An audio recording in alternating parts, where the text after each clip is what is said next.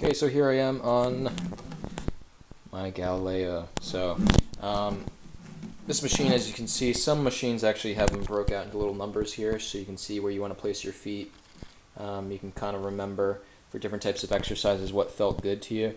Anyways, so this machine, yeah, a couple things that I really like about it.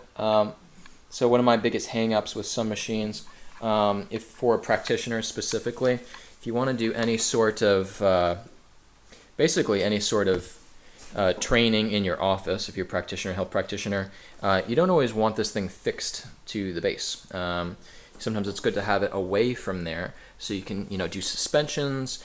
So check this out. You can actually just lift up right here. It's a really heavy machine, but you can actually take it right off the base. Same thing here with this VibraFlex. You can take it right off the base. This one actually weighs even more. And so you can kind of bring that out into the middle of your office and do all sorts of different other routines with it. I think that's something really important if you're looking for taking this to a commercial setting, to basically look into. And also, keeping it also kind of free off of the base there also prevents a lot of the machine from shaking. So it's kind of a neat little function here. We're just going to try pushing start. And we have it on 8.5 hertz.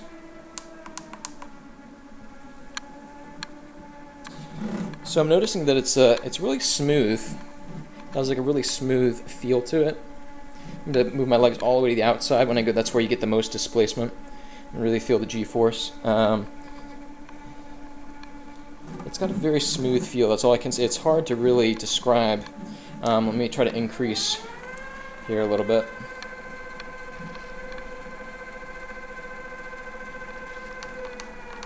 So it's really quite interesting. If you notice that I am not wearing any shoes, okay? So, shoes, when you have that rubber going, really dampen the feel. So you want, your actual body tissues to be absorbing the shock here.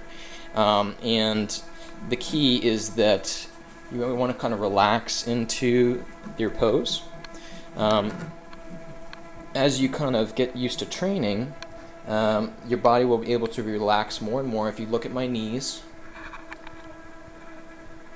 they are bent. And then there's different types of poses that you can do. In the next video, I'm going to show you different types of poses on the machine. But again, you just kind of want to relax into it. If you lean back more on your heels, and if you look at my arm right now, I'm holding on, you notice that there's actually not too much of a bend in my elbow.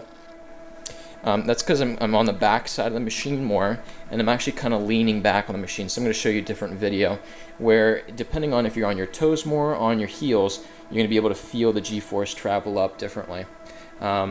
So this is a nice machine because it gives you a lot of different room here.